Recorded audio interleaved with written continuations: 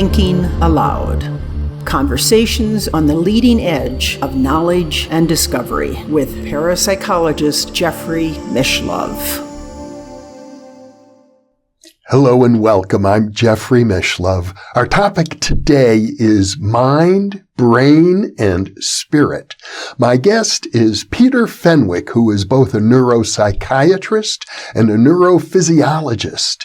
He is author, most recently, of Shining Light on Transcendence, The Unconventional Journey of a Neuroscientist. Co-authored with his wife, Elizabeth Fenwick, is The Truth in the Light, an investigation of near-death experiences, as well as The Art of Dying.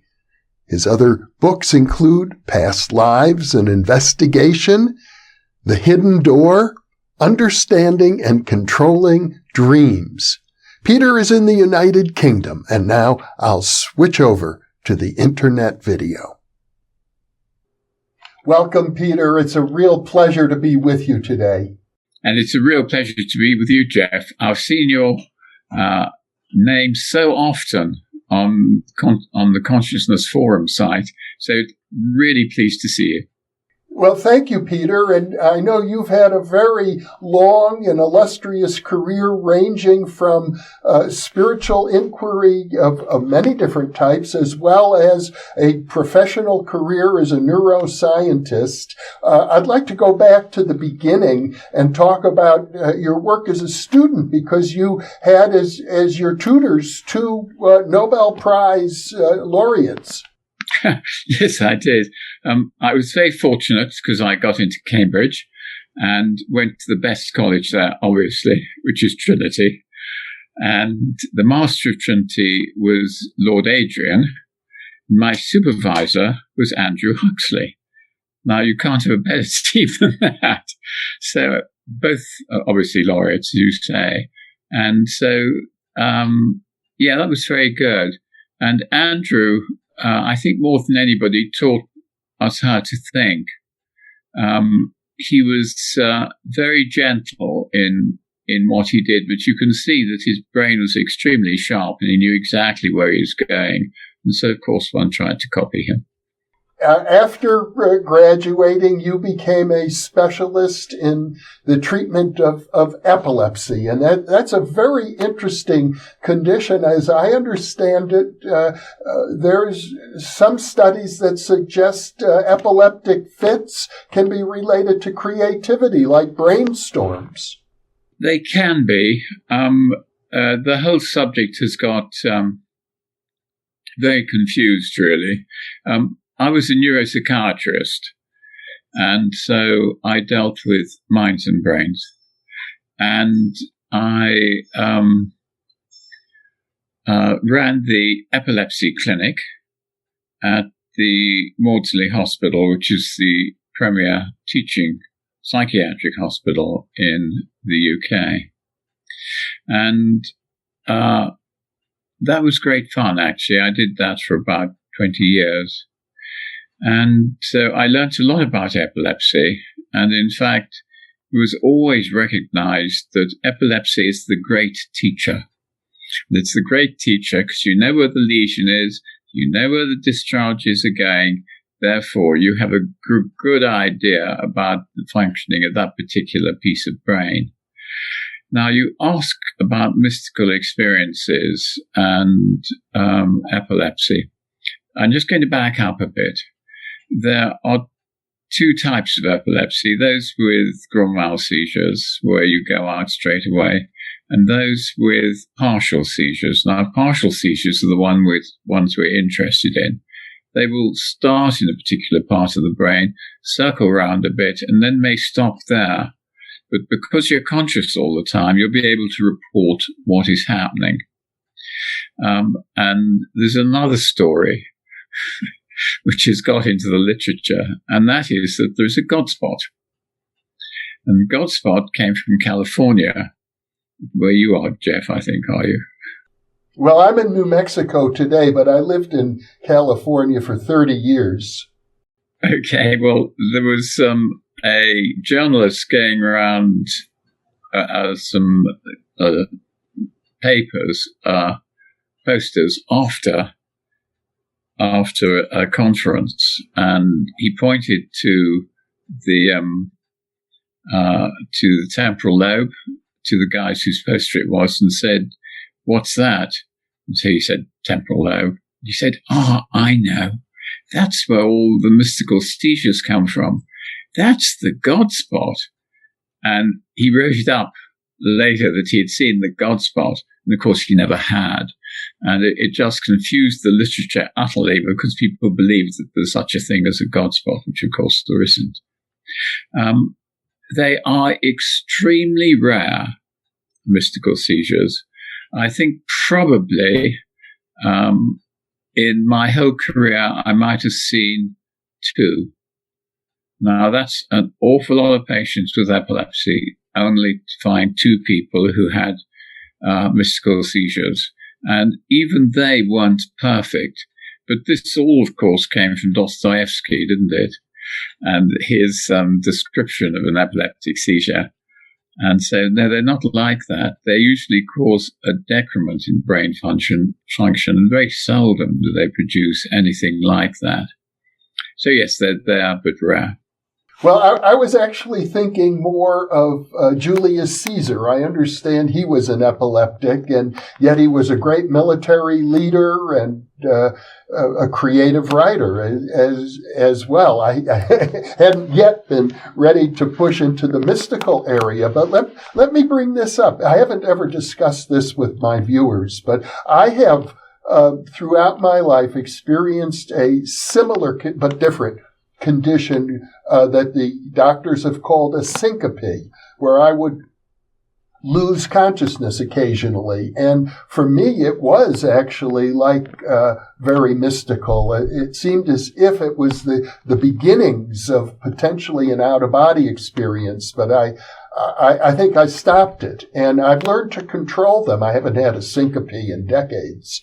But one of the findings that you came up with working with epileptic patients is that people can control their seizures. Oh, yes. That's absolutely right.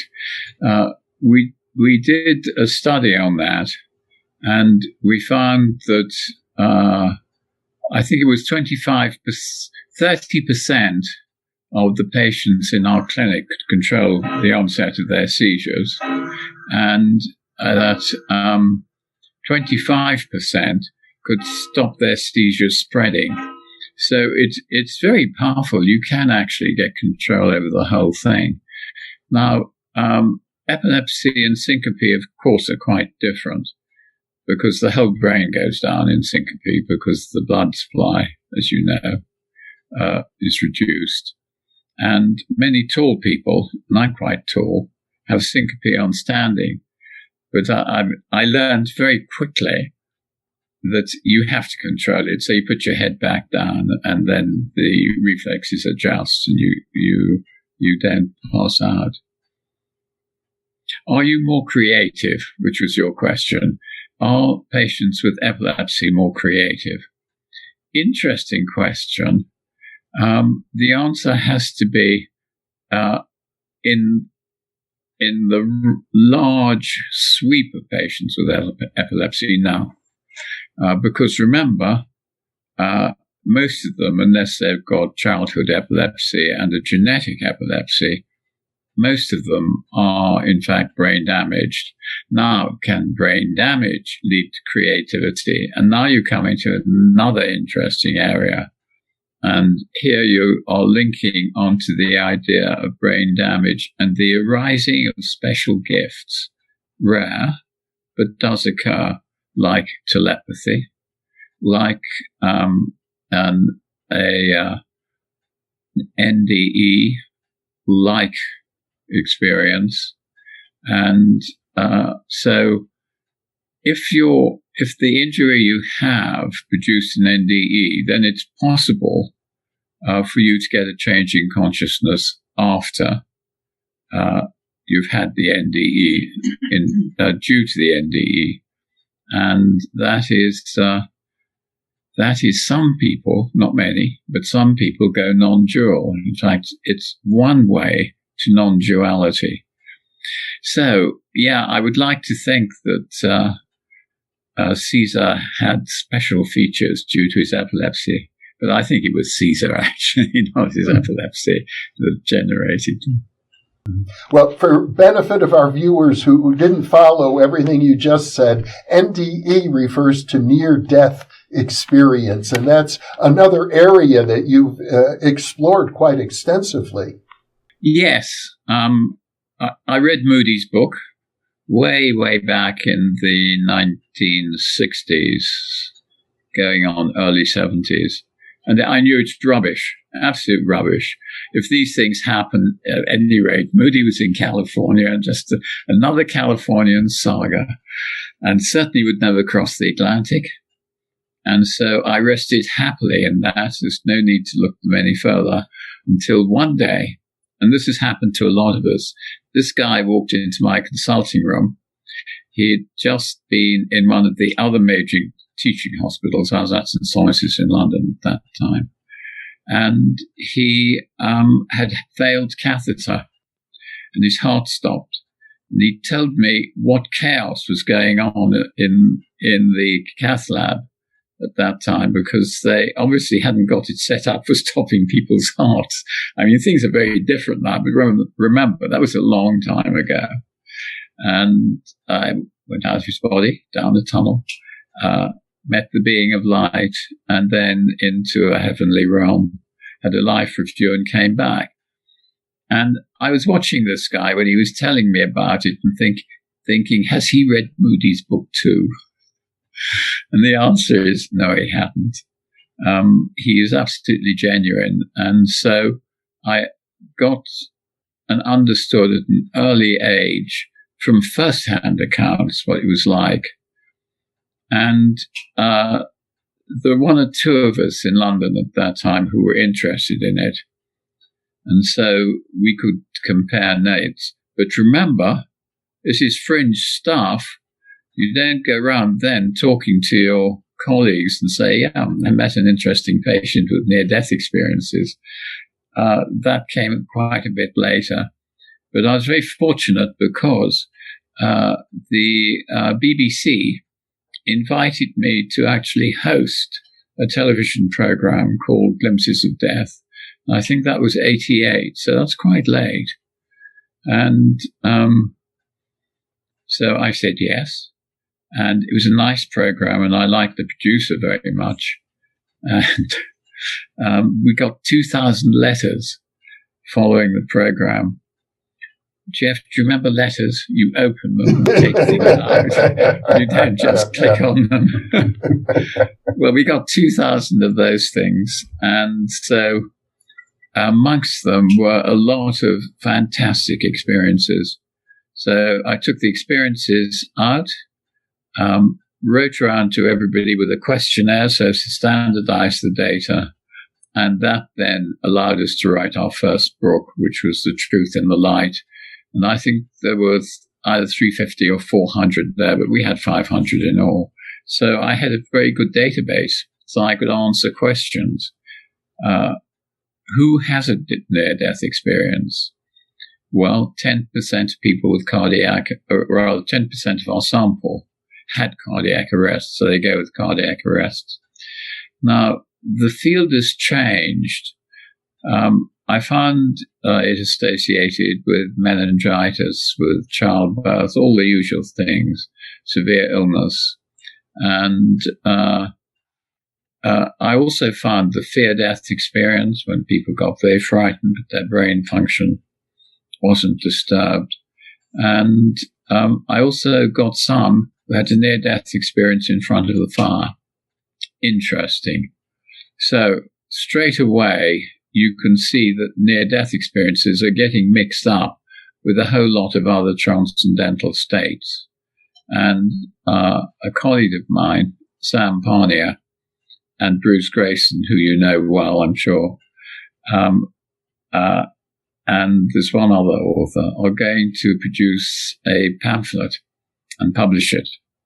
And what we'll be saying is near-death experience means an actual death experience. That means if nobody came, you would have died. Now, you can't really say that for childbirth. You might be able to.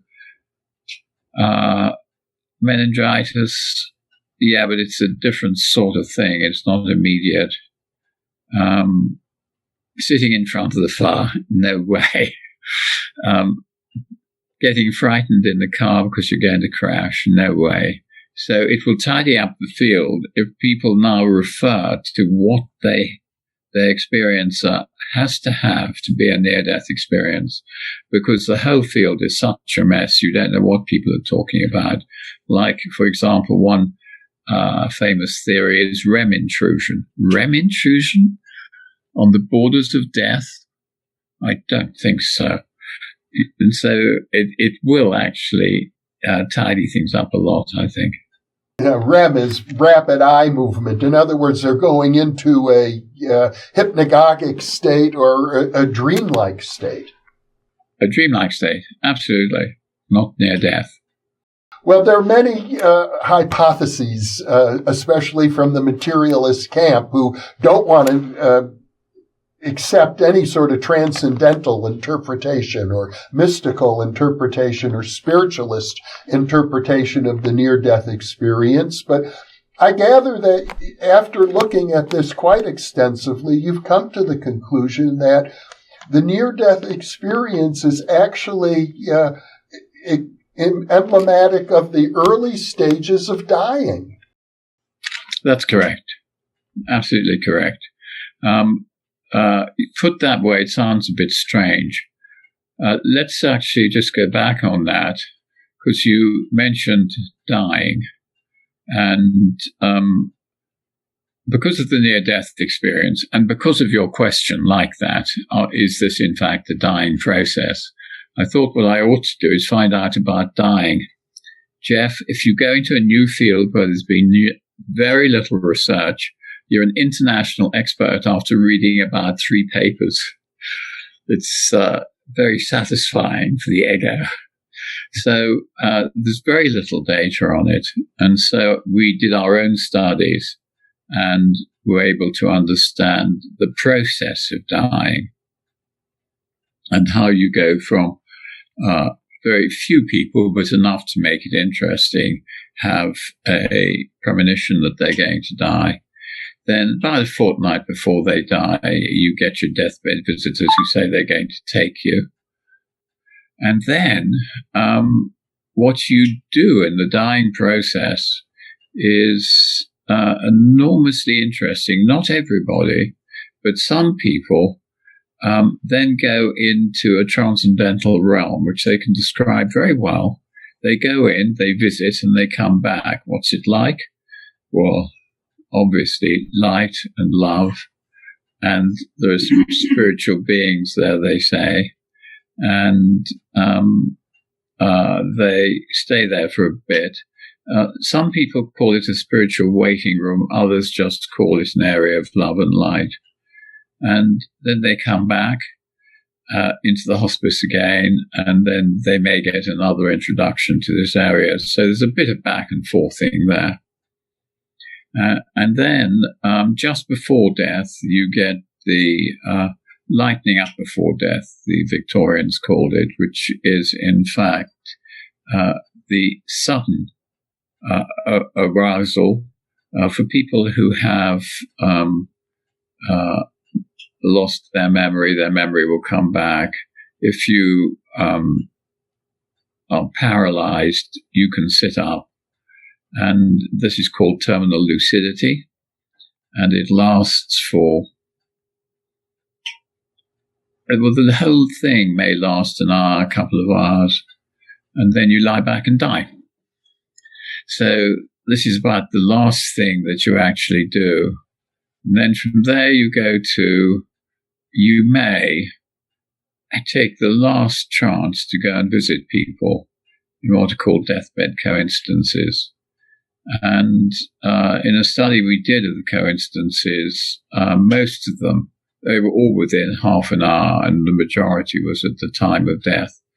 So you then go anywhere in the world to where this person is and visit. And the person who receives the visit, interesting, I'll tell you an Australian one because it's a very nice one.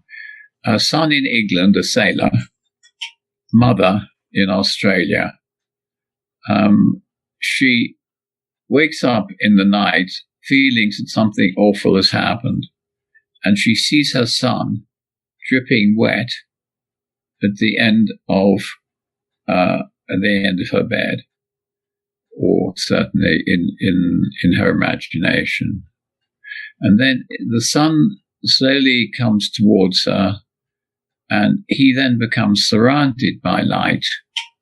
And he says to his mother, "It's okay, don't worry, I'm absolutely fine," and leaves. And that's the message that most of them give. And so when she could, she rang up to find out that it's exact time that he came to her. He, in fact, fell overboard and drowned in the UK. And you think, well, there must be somewhere where you can't be got at. What about the bottom of the Atlantic Ocean in a submarine? You should be safe there. Sorry, Jeff, you're not. Because we've got a lovely story of a submariner whose grandfather came to visit him in his submarine at the bottom of the Atlantic Ocean. So that's rather exciting. Then after that, you of course, as the dying person, are not around, but there are a whole lot of non-local phenomena. Non-local means that you can't actually show that what the cause is in reductionist science. For example, there may be a lot of light around in the room seen by the dying and by their carers. You may see birds that come to the window and sit on the ledges. Jeff, nobody's done a simple study. It's a very simple one. This is what the dying say, that birds come. Why has nobody put a video camera on the windowsills of the dying and counted birds? I mean, it's such an easy thing to do. And dogs howl at a distance. Cats don't meow. They get very upset and tend to rush around a bit. And then there are yes, I think probably the most important thing after that, shapes leaving the body. They tend to come from the chest, or they come from or out of the head. And they're quite common, but they're not only seen, of course, by the carers. Not all carers see them. So that in itself is enormously interesting, because it tells us that there have to be two things. One is they have to be sensitive, and the other is the person has to, in some way, influence them so that they can see it. And then you die. Then there's another phenomenon which I like, and this is called the emptying of the body. I don't know if you've ever sat with dead people, because you'll find, or a lot of people find, and I've seen it myself, is that the person is there in the room with you. Then after about 2 to 3 hours, they clearly leave. Sometimes people say there's a sort of breeze. Sometimes people say they just know it. And then the body is empty. It's just an empty box. And, of course, if you're dying in hospital, you haven't actually got that far. And so you may be wheeled into the morgue, not having left your body, that is sensed by people outside. So that's dying, but we need more than that. And there is a very good, unusual, brave, she's a palliative theologian. and she lives in Zurich, and her name is Monica Renz. And she has done some wonderful studies with about 80 patients with cancer, and I think one was 130 patients, so they're not trivial studies. And she's interviewed them 4 times a day, or 3 times a day. And that's not trivial. That's a lot of work, or she and her team do, because not one person could do it. And she then classifies dying rather like this. She defines 3 periods. First one is pre-transcendence, then transcendence, and then post-transcendence. And the pre one is what goes on before. And in that period, you have to clean yourself. What on earth does that mean, cleaning yourself? It means giving up all your attachments. You want to say to yourself, shrouds don't have pockets, so you can't take anything with you at all. So give it all up. The more you give it up and the cleaner you are, the less you will suffer. So if you're going to keep your attachment to your daughter, you'll have an awful time, because you don't want to leave and she's there and who's going to look after her and all that sort of thing. One patient I know said to me, who's going to look after my little car? Fascinating. In fact, I don't think she meant that. I think she meant to say, who's going to look after my daughter? But it came out as little car. So there are, in fact, time. That is a very productive time. If you know about it, you can go through it very easily. You just give everything up. And then you go into transition, and the ego structures are crumbling. And so your sense of I at that point is crumbling. And it can be there that if you have problems, they may surface, but quite often you'll get through that without too much difficulty. And then you go into post-transition. The ego structures have crumbled and you become cosmic. And there is a vast expansion of consciousness before you die. Fascinating. So what I teach now is that death is an expansion of consciousness, not a switching off. And that's what the data shows. This is entirely data-driven. And the thing about that is that that mental state is really very powerful and important. What Monica has done, she has published a very nice graph, which your readers, rather your listeners, can get.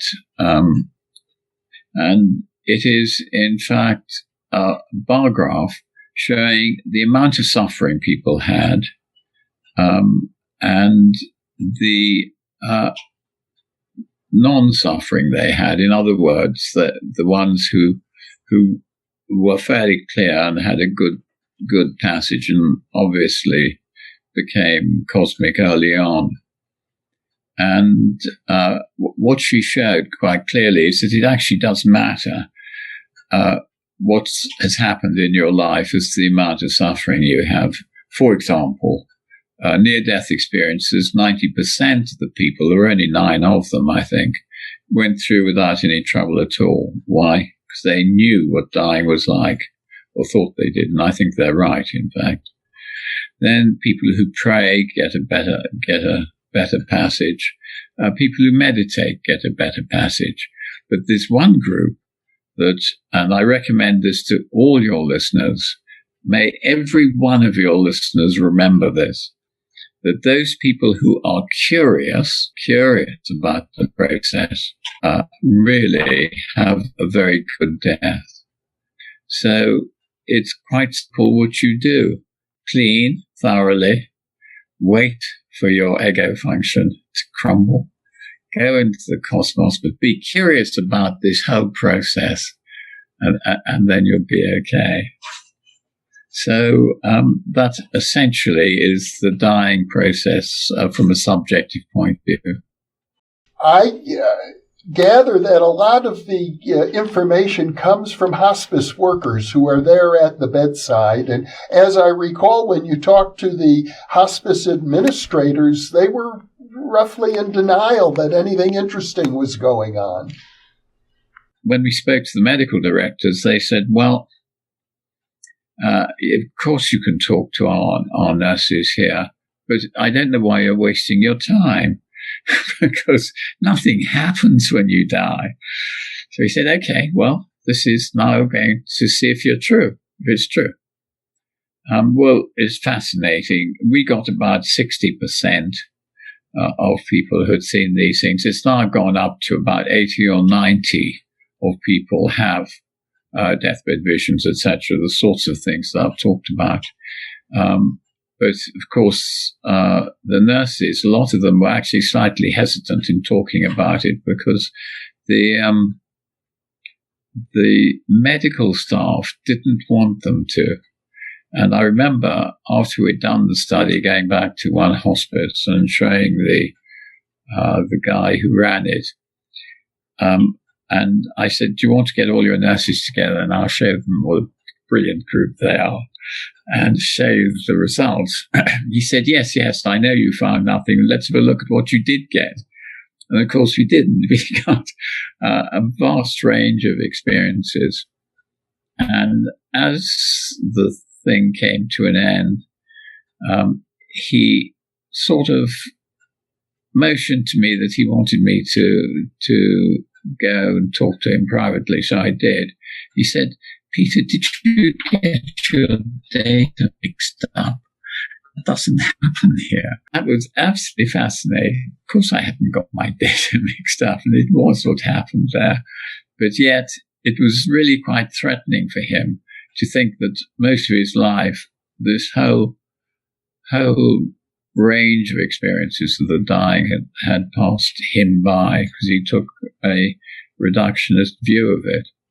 Now, many people who experience the near-death experience talk about the past life review. I think roughly 20% or so of near-death experiencers describe this. Are you able to verify in any way that this is part of the actual dying process? Yeah, and in our cardiac sample, it was about 12%. So, yes, it does occur.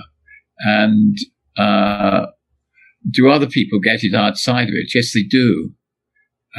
So you can have a near-death-like experience with a life review, and you can get almost life reviews on their own. It's one of the mystical experience or transcendental experiences. So there's every reason to think it's part of the actual dying process. You can't track it from when you actually die, because you don't get a life review so early on in the process. It's got to come later on in the process of dying, when, of course, if you're actually dying, you don't come back and tell us about it. But if you have an actual death experience, by that I mean your heart has stopped. And if you would die if nobody resuscitated you, then you get the life reviews. Sometimes, in quite different circumstances, you'll get a life review. A fear-death experience will give you a life review in some cases. So they are, in fact, not uncommon in the transcendental literature. What impressed me about the life review process that's been described in the literature is that people can apparently recall their entire life, moment by moment, and the whole process it seems like it's outside of time and space because it can happen in a short period of time, maybe a few minutes, maybe a few seconds. But they also experience their life not only from their own perspective, but from the perspective of the experiences of people who they interacted with throughout their life. that is a very good description of what they're like. And the interesting point is that if they have been particularly horrid to somebody and struck them, then they feel the pain that the other person experienced at the time. And what interests me about this is there is no big God standing over you saying, look what you've done. That's what he felt, not proper. There's only one person who judges you. You see what you've done. You're responsible, and that's it. And so it gives one a different feel for it, really. Yes, I think they have to be outside the brain. Before we conclude our interview, Peter, I think it would be very interesting to touch upon your experience of the illumination and the transmittal of an illuminated experience that you had working with a spiritual teacher, Alain Forget. Yeah, he wouldn't like that. His name is Forget. He's French. So you have to pronounce. But in fact, you're quite right. It's spelled Forget. Yes, interesting. I learned a lot from him. He's, I think we can call him a trust fund kid. By that I mean his dad had money and an estate, etc. in France.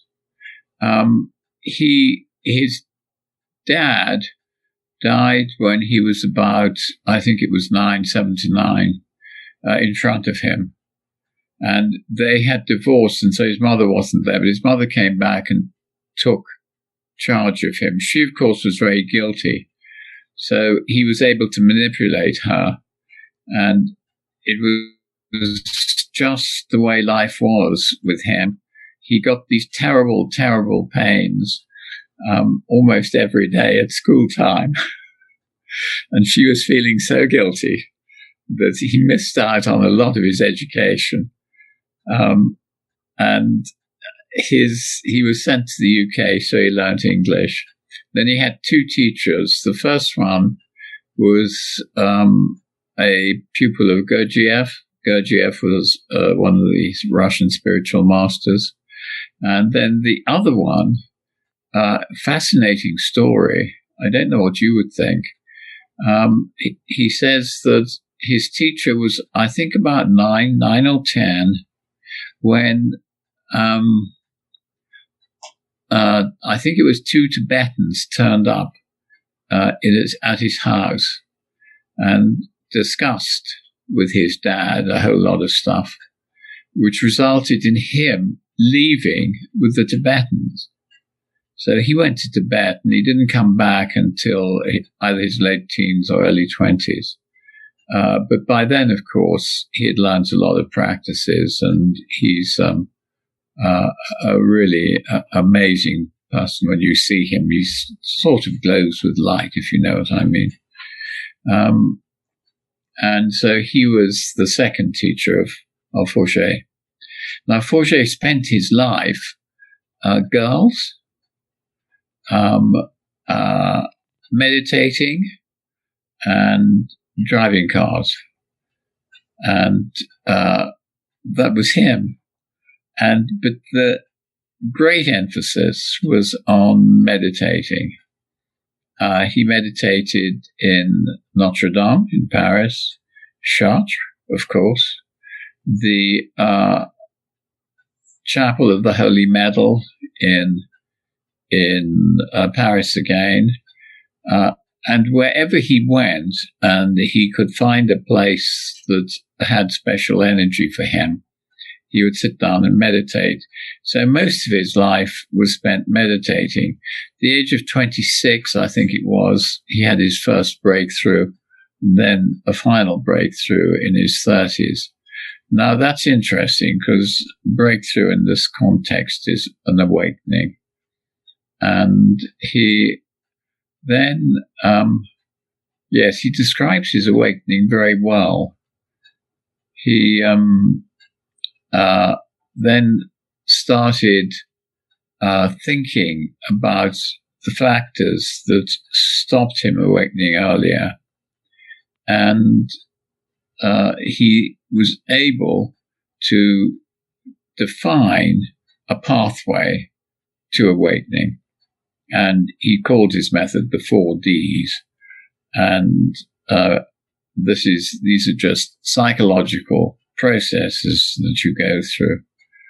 And he was doing this with one of his students, and he suddenly realized that when he meditated, he gave light.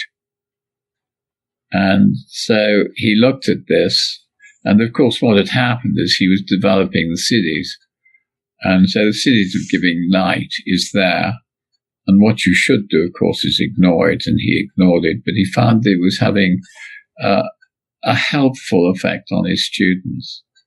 So after I'd met Forget, I thought it would be nice to get him into the lab and have a look at what was going on when he gave light, and much more important, what was going on in a student when he was giving light. And so we took him with a colleague of mine, Joy, who's in a psychology department in London University.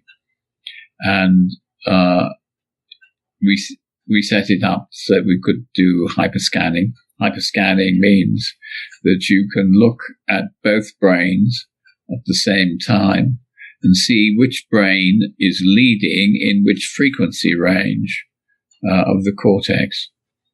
And so we were able to see what was happening when people were told that they didn't know when he was giving the light, when he was not giving the light, when they had to attend, when they didn't have to attend. So we were able to pull out a lot of factors like that. There were 2 of them. And so we wrote that up. And he has changed enormously. And one of the things that one realizes is that people who awaken put their foot, if you like, onto an evolutionary ladder and develop. And I've known him, I think, for about 11 years. And he's changed enormously.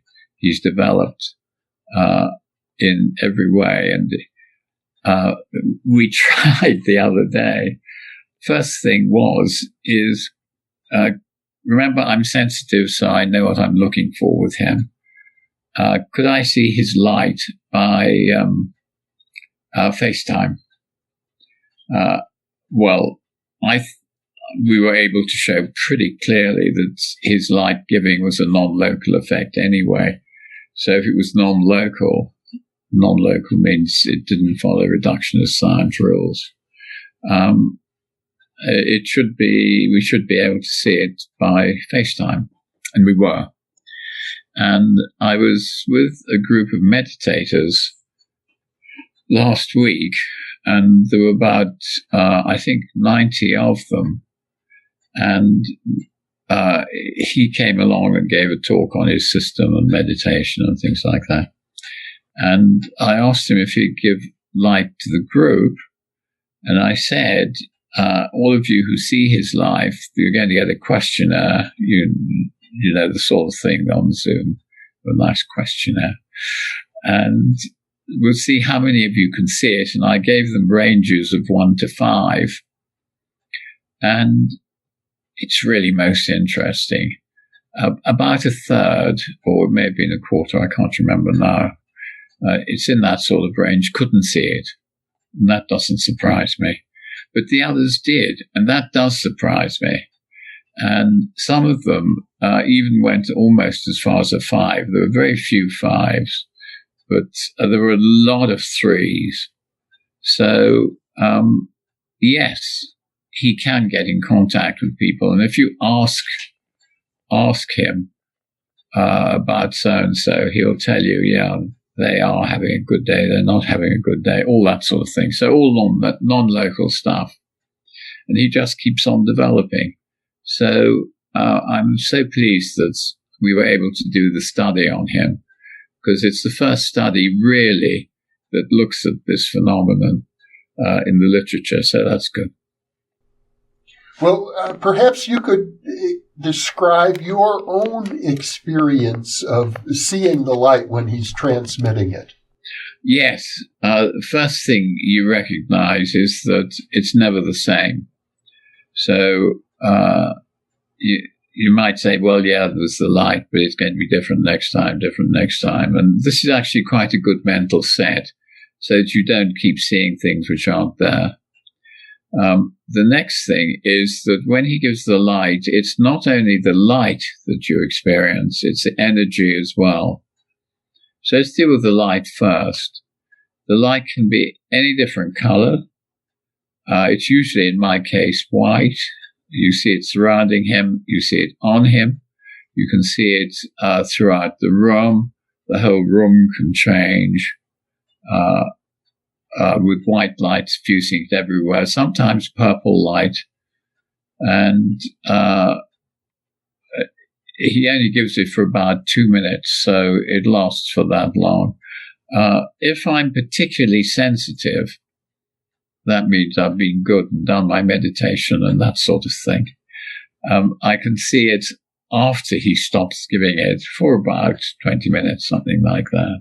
So there is, in fact, a receiver component to it. And the energy is interesting. It comes in, can run up and down your spine, can go into your arms and legs and things. So it's interesting feeling. And is there any emotion? Oh, yes. Sometimes you can feel the emotion of love with the light. Other times, nothing at all. It's just cold light. So it's clearly one of the cities. And he, for some reason, has developed it and has continued to develop it because now it's very different from what it was. In the early days, when he gave light and people looked at him, what they saw was him transform his features into a Chinaman. Don't ask me why and don't ask me how, but that's what they reported. So, yes, it's the cities. And siddhis being the Sanskrit word for powers that one develops through yoga practice. Absolutely. Well, I think what's interesting is you got him into the laboratory and you were able to demonstrate that when he is producing this light experience, his brain waves change. And when people are receiving the experience, their brain waves change in unique ways. Yes, that's true, but it's more interesting than that. Let us take the alpha band, which is 7 to 13, or 8 to 13.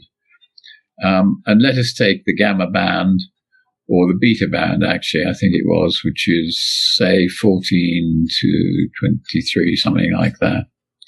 The student would lead when he was giving light in the alpha band, in his alpha band, showing that he was talking to him and giving him information through the alpha band, and he would talk to the student, or say the brainwaves. His brainwaves were in fact controlling the student's brainwaves.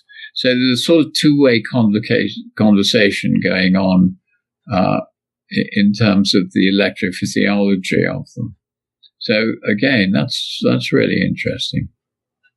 There's sort of a synchronization taking place. Not synchronization, because one is leading, but yes, a connection. Now, I know you've done a lot of work in your laboratory with various gurus and meditators, and as a matter of fact, you even did a study of the EEGs of George Harrison, the Beatle. But surely you're aware of the possibilities of hypnotic suggestion, and I'm pretty sure you're convinced that this experience of light that people report is not simply the result of suggestion. This, of course, is one of the things you have to rule out immediately, and so that's why in our study that we did, there were things they couldn't know whether this was to be a giving trial or a not giving trial. And they didn't know whether it was to be a not giving trial with them not receiving or receiving. So we were able to remove that fairly quickly. There's so much more to talk about, Peter. I know that we haven't even touched on your studies of meditators and your work on reincarnation. So I look forward to the possibility of future interviews with you. But for now, this has been really quite an amazing journey you've been on. I'm delighted to be able to share it with our viewers. And I'd like to thank you very much for being with me today. Well, Jeff, it's fantastic to be here. Great pleasure to see you. I have heard so much about you and seen so much of what you write that to meet you in person is a real pleasure for me. So thank you very much. And for those of you watching or listening, thank you for being with us.